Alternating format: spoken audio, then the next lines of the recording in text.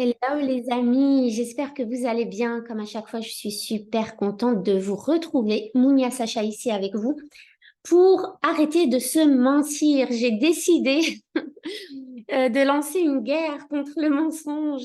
Non, mais plus doucement, plus tendrement, j'ai décidé de remettre en question plein de notions de développement personnel. Et puis, ça fait déjà pas mal d'années euh, que je réfléchis à tout ce que veut dire chaque chose et à est-ce que chaque chose a vraiment la définition, porte vraiment la définition qu'on a décidé de lui donner de façon générale et de façon universelle. Et j'ai déjà pas mal discuté sur mes réseaux sociaux sur plein de notions telles que le lâcher prise, le fait de vivre le moment présent, le fait d'avoir des souvenirs, le fait de venir guérir des blessures. Enfin bref, le fait d'aller à la rencontre de soi, etc., etc. Vous savez, toutes ces notions de développement personnel qui peuvent paraître complètement perchées, mais en même temps auxquelles on a donné des définitions trop universelles à mon goût et que j'ai toujours eu envie de remettre en question. Donc, vous savez maintenant que je ne vais pas à droite quand tout le monde va à droite, j'ai plutôt tendance à dire mais pourquoi on n'irait pas à gauche et qui a décidé qu'on devait aller à droite. Donc ça, c'est quelque chose, on va dire, un trait de caractère et de ma personnalité qui me porte parfois défaut. Mais c'est pas grave, je décide d'avoir l'esprit critique et de remettre vraiment tout en question. Alors, c'est pas quelque chose de facile et qu'on a vraiment envie de, de vivre à chaque fois. J'aimerais bien choisir la facilité et de me dire, OK, ben c'est bon, tout le monde va à droite, allez hop, je vais à droite. Tout le monde va à gauche, allez, je suis le move. Je suis la masse, mais malheureusement, bah, je suis pas câblée comme ça.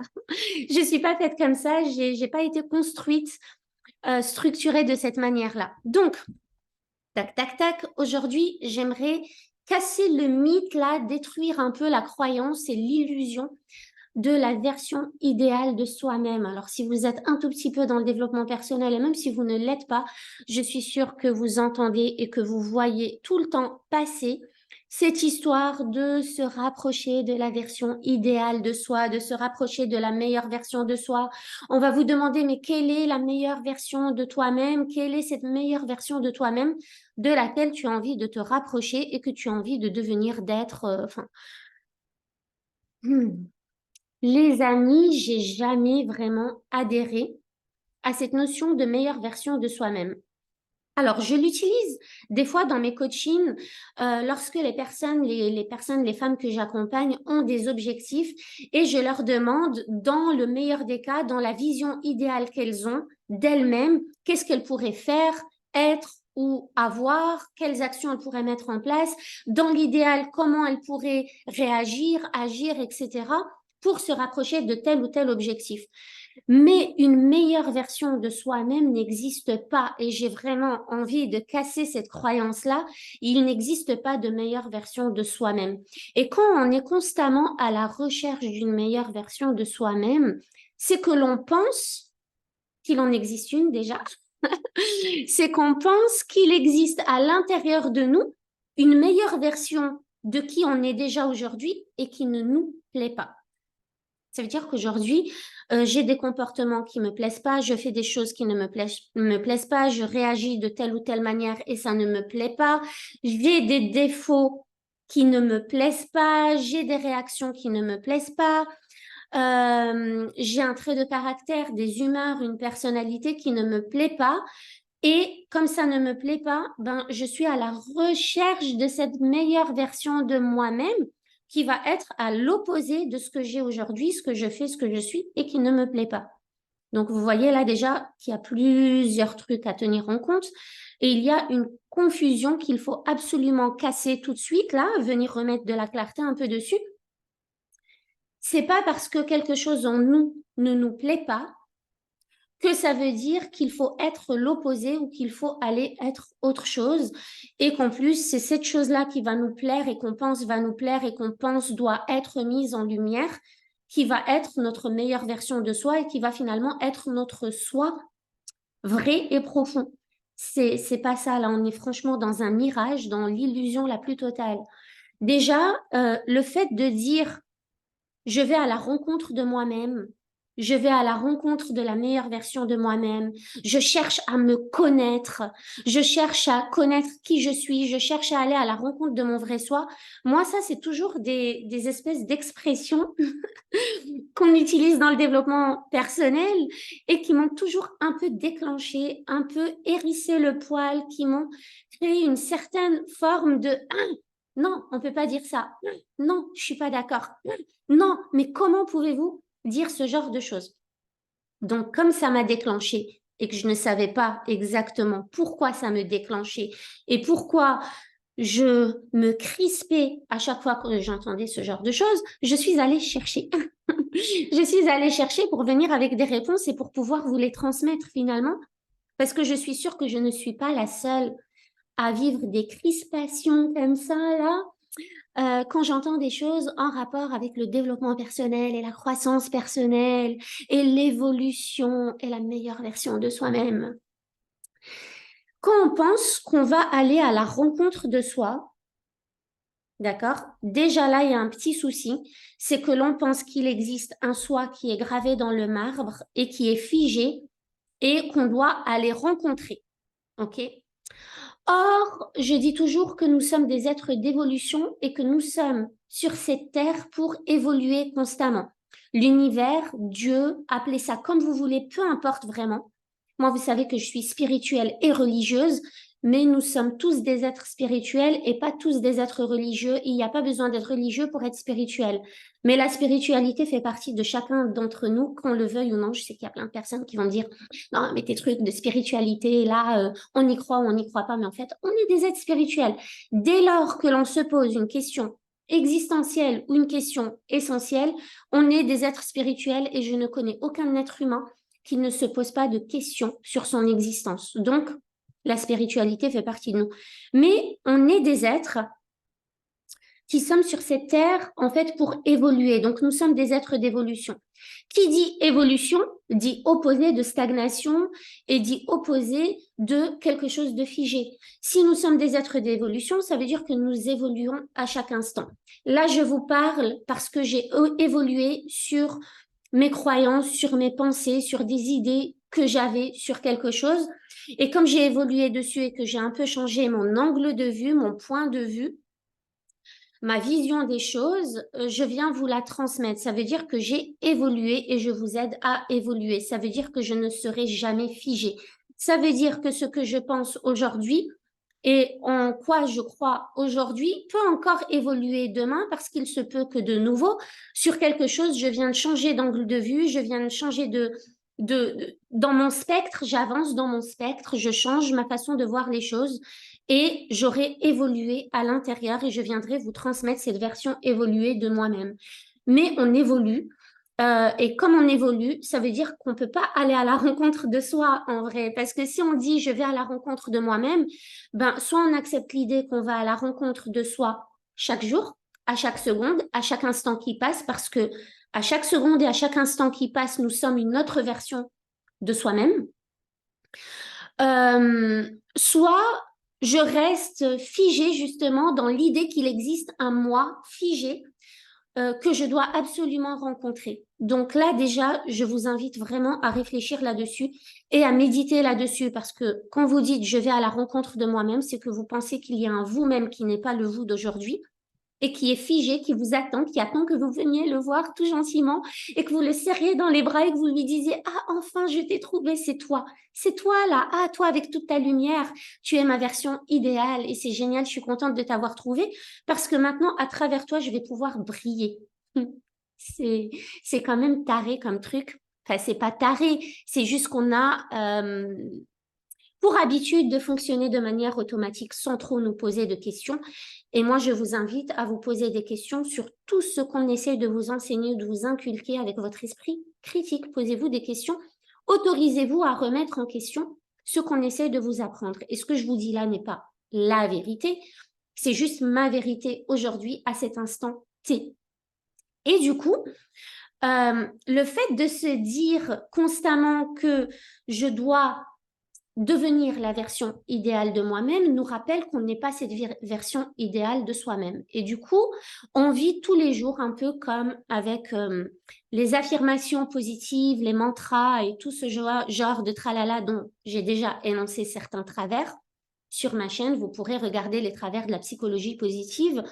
Mais c'est exactement pareil en fait. Plus on va se répéter un truc, plus on va se rappeler qu'on n'est pas ce truc et plus on va perdre en estime de soi et plus on va perdre en confiance en soi et plus on va perdre en amour de soi et moins on va s'aimer et plus on va se rappeler qu'on manque de quelque chose et plus on va avoir des peurs et plus on va être dans le doute et plus on va être dans tout ce qu'on ne veut absolument pas être parce que on est des personnes qui évoluent et qui faisons du développement personnel, donc on ne devrait pas s'autoriser à être dans toutes ces énergies négatives et bla bla bla bla.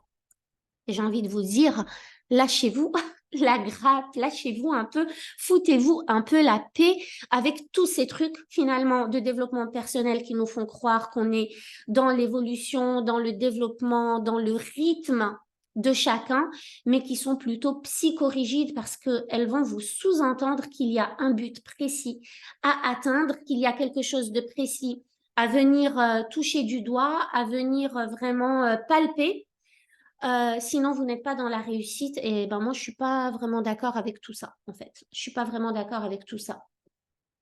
Donc, le fait de croire qu'il y a un autre vous qui est meilleur que celui que vous êtes aujourd'hui vient vous rappeler que ce que vous êtes aujourd'hui, vous ne l'aimez pas.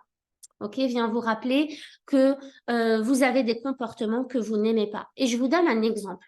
Supposons que moi, je crois profondément que je suis quelqu'un de généreux et je pense que je le suis profondément. J'aime donner, j'aime partager, j'aime transmettre.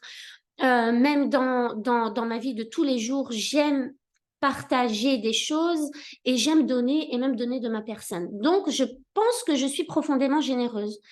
Mais le jour où j'ai pas envie de donner et le jour où il y a cette personne dans la rue qui me demande de l'argent et je me dis non, non, non, je ne lui donne pas d'argent, n'importe quoi, ben ce jour-là où ça me renvoie à cette partie que je n'aime pas de moi, qui n'est pas généreuse, je vais me dire ah non, mais je suis pas moi-même là, ah j'ai pas été moi-même, c'est nul ce que j'ai fait.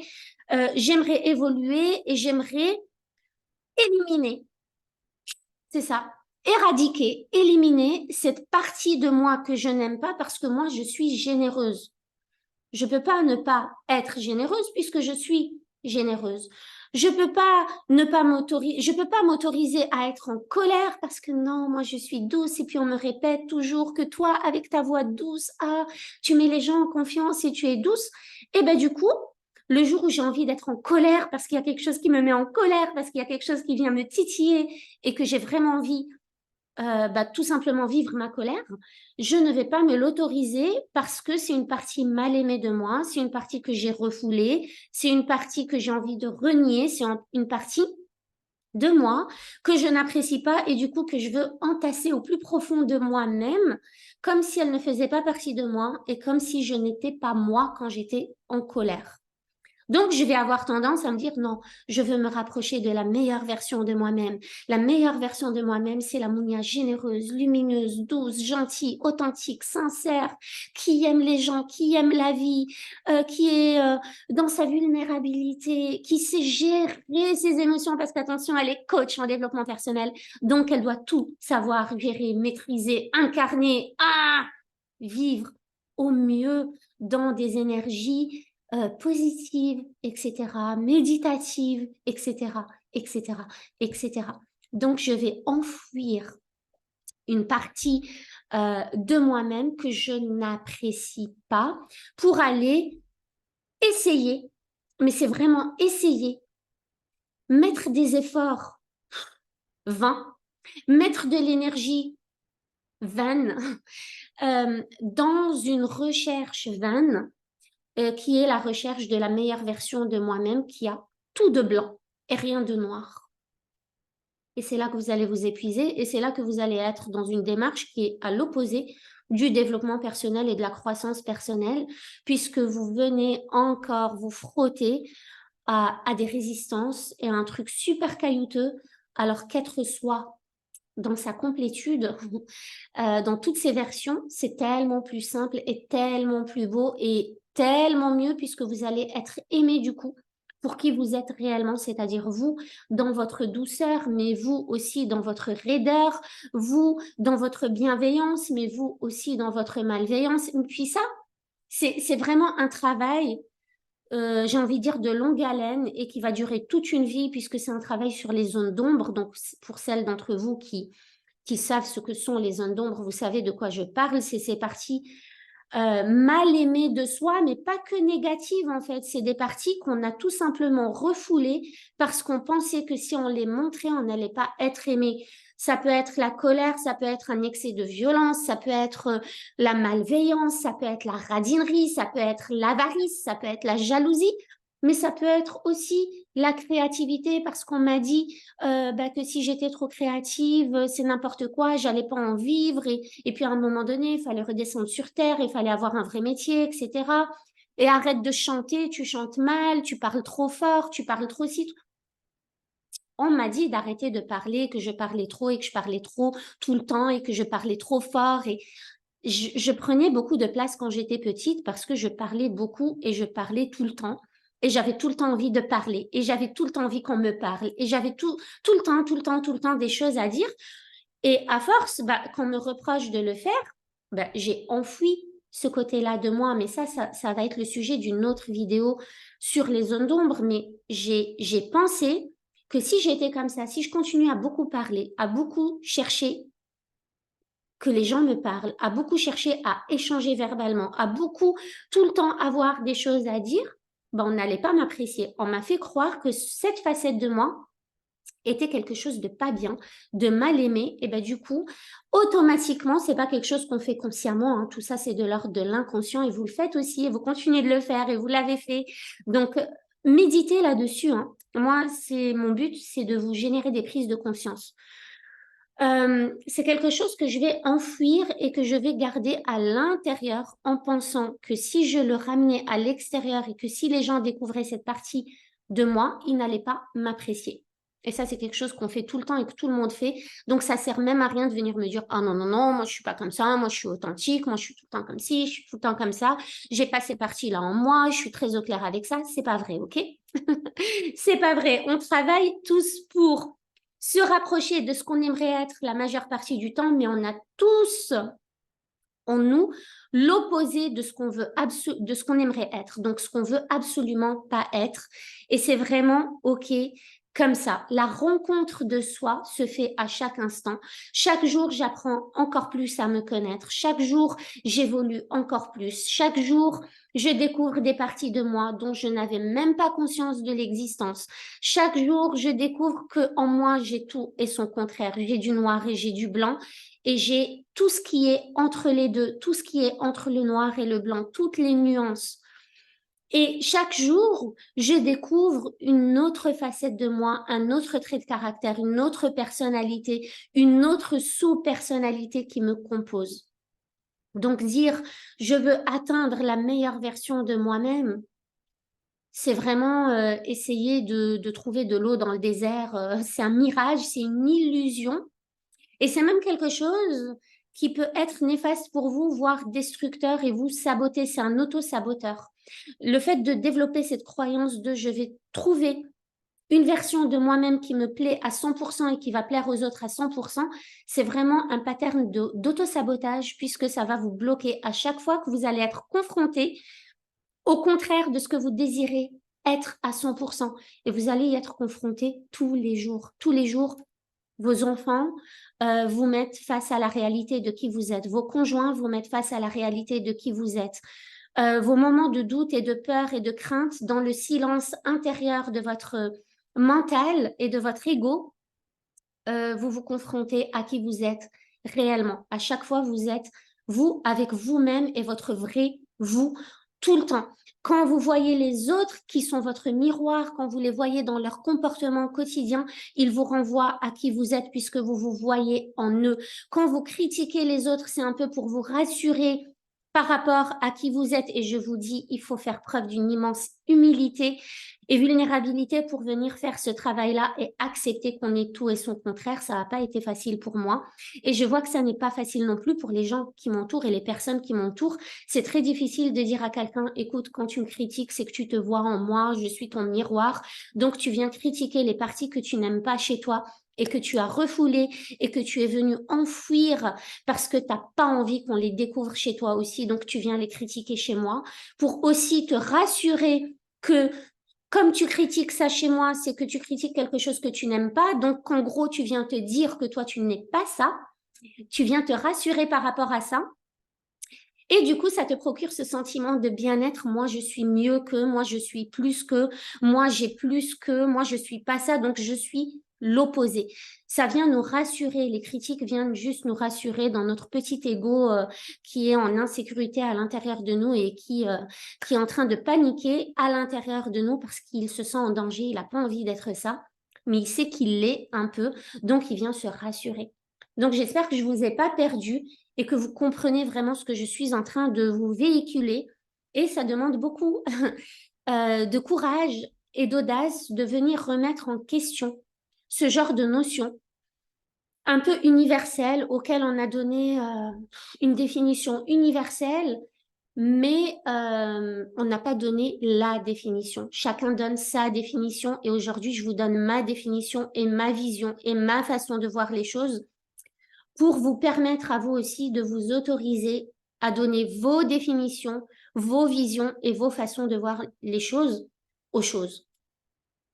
Je trouve ça super important. Donc, il ne faut pas confondre le vrai soi avec ce que j'aime de moi. On pense que notre vrai soi, un moi, avec tout ce que j'aime de moi et que j'ai envie que les autres sachent de moi et découvrent de moi et voient de moi. On pense que le vrai soi, c'est un soi complètement lumineux qui rayonne, qui brille et qui se montre aux autres dans son vrai soi, alors que le vrai soi, c'est vous avec toutes ces parties lumineuses de vous que vous avez envie que les autres découvrent et que vous avez envie que les autres utilisent aussi de vous parce que bah, c'est quelque chose forcément que vous avez envie de partager. Mais c'est aussi tout le contraire de ça. C'est aussi toutes ces parties obscures, qu'elles soient blanches ou noires, mais obscures. Elles sont profondes. Elles ont été enfouies dans votre vrai soi et vous ne les avez pas autorisées à ressortir pour faire une part de vous-même. Donc, quand vous pensez que vous êtes la version idéale de vous-même, vous n'êtes que 50% de qui vous êtes. Et quand vous avez peur d'être ce que vous n'aimez pas de vous-même, c'est que vous avez peur que l'on découvre 50% de qui vous êtes aussi. Donc, quand vous cachez les parties que vous n'appréciez pas de vous, c'est que vous venez cacher 50% de qui vous êtes. Donc, le vrai soi n'est pas le vrai soi, c'est un soi incomplet, surfacique, que vous avez décidé de montrer aux autres. C'est pas un vrai soi, c'est un soi fantasmé de ce que vous aimeriez être dans la majeure partie du temps, voire 100% du temps, voire 100% de votre vie, l'intégralité de votre vie, et c'est pas possible d'être ça.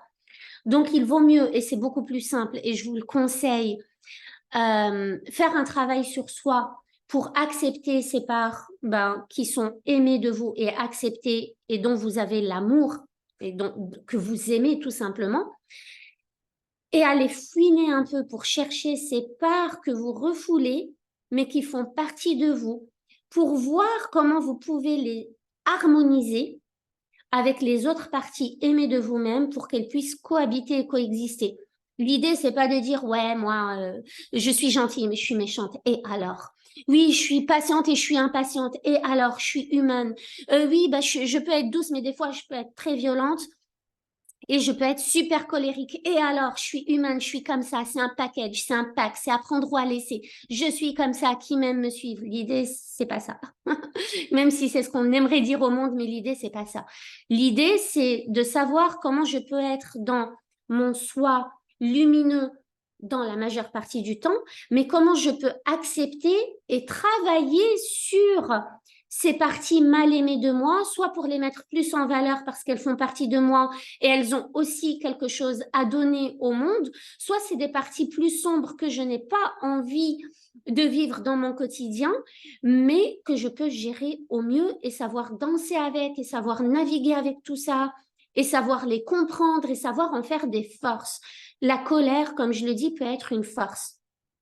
Moi, je sais que la première fois que je me suis mise en colère, ça a fait péter un câble à toutes les personnes qui m'entouraient parce qu'elles comprenaient pas comment je pouvais passer de la Mounia toute douce, toute gentille, avec sa voix là et tout, toute douce, toute tendre, à cette Mounia qui pète une pile en fait, qui a explosé sur un truc. Mais en fait, quand vous explosez sur un truc et que le monde autour de vous se demande comment vous faites pour exploser juste sur ça, c'est que vous ne vous êtes pas autorisé à exploser sur plein de choses avant.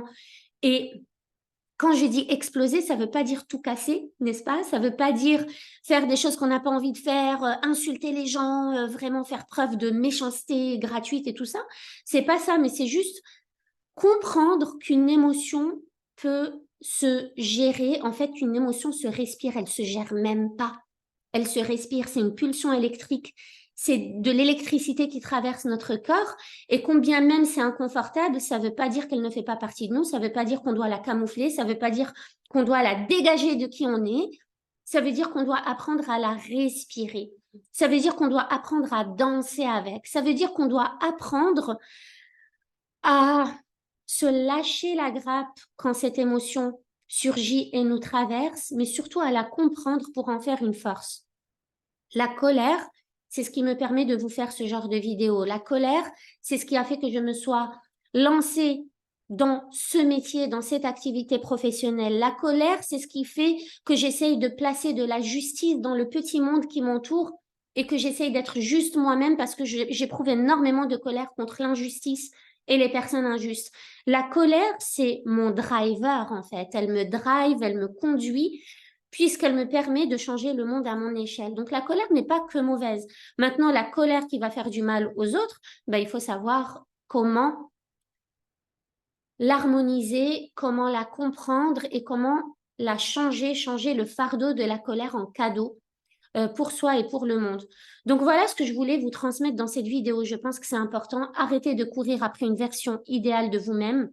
J'ai envie de vous dire que la version idéale de vous-même, c'est déjà celle qui s'accepte dans sa complétude et qui accepte avec vulnérabilité et humilité de faire ce travail de l'ombre, ce travail sur soi et ce travail sur ces parties qu'on n'aime pas de soi. Ça déjà, vous êtes dans une version beaucoup plus évoluée de vous-même. On est des êtres d'évolution et évolutifs, donc acceptons de ne pas toujours être la même version de nous-mêmes tout le temps.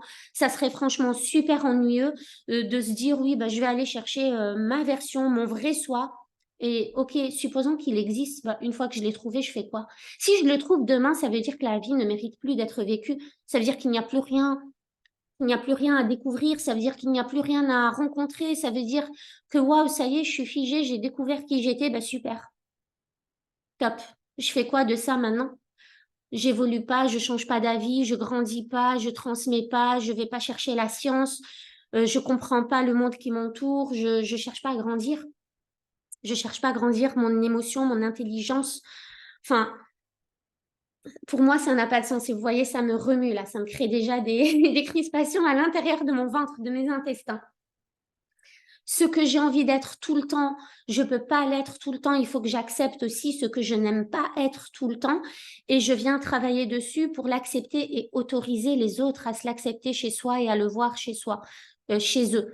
Donc, c'est super important. Et je pense que sérieusement, si juste vous comprenez ça et que vous faites un petit travail là-dessus, vous allez déjà passer à une meilleure version de vous-même. Alors, version idéale, non, mais meilleure version de soi chaque jour. Pour moi, c'est la version qui fait du mieux qu'elle peut et qui quand même est ouverte aux opportunités d'évoluer et ouverte au champ des possibles et garde un esprit ouvert pour pouvoir changer d'angle de vue sur ce qu'elle a cru savoir pendant tant et tant et tant d'années. Moi, j'ai 40 ans. Si pendant 40 ans, on m'a répété un truc et que je crois pertinemment le savoir, il faut que je reste ouverte à l'idée de croire que quelque chose de différent existe et que même peut-être l'opposé est vrai aussi pour moi. Pour moi, la version idéale, c'est ça, c'est cette version qui navigue avec toutes les parties d'elle-même, aimée, mal aimée, refoulée, lumineuse, brillante, rayonnante ou pas, etc., pour apprendre quelque chose à transmettre au monde. C'est ça. C'est ça ce qu'on cherche finalement. Donc voilà, ben, j'espère les amis que ce contenu vous aura plu. J'espère que ça vous aura apporté euh, des prises de conscience, que ça aura généré des prises de conscience, que ça vous aura apporté un peu plus de clarté sur ce que vous ressentez aussi, peut-être sûrement en regardant des vidéos, en écoutant des podcasts, en assistant à des conférences, en lisant des livres, etc., etc. Comprenez bien qu'à chaque fois qu'on vous dit oui, les 5 habitudes, les 5 stratégies, les 5 techniques, voilà comment atteindre le bonheur, voilà comment atteindre la réussite, voilà comment aller à la rencontre de qui vous êtes réellement. Si à chaque fois que vous avez ressenti de la crispation, c'est normal, c'est parce que c'est vraiment des notions qui nous donnent encore l'impression qu'il faut courir et courir et courir et courir et courir après un truc qui est bien figé, qu'il faut atteindre, parce que ça, c'est la ligne d'arrivée. Et si on n'atteint pas cette ligne d'arrivée, bah, c'est qu'on n'a rien atteint de notre vie, en fait, et qu'on est en train de passer à côté de notre vie. Votre vie, c'est un chemin. Et ce chemin de votre vie, vous allez le faire toute votre vie. Par définition, vous allez le faire toute votre vie. Mais l'idée, c'est déjà de comprendre des choses, de les intégrer, de les incarner et de grandir à travers ça et d'oser se remettre en question. Ça, je trouve que c'est super important. Voilà les filles, ben, n'hésitez pas à me mettre des commentaires sur ce que ça a déclenché en vous, comment ça a résonné en vous, sur vos prises de conscience, sur ce avec quoi vous êtes d'accord, pas d'accord, etc. N'hésitez pas à échanger là-dessus parce que même l'échange génère des petits déclics. Je vous embrasse et je vous dis à la prochaine vidéo.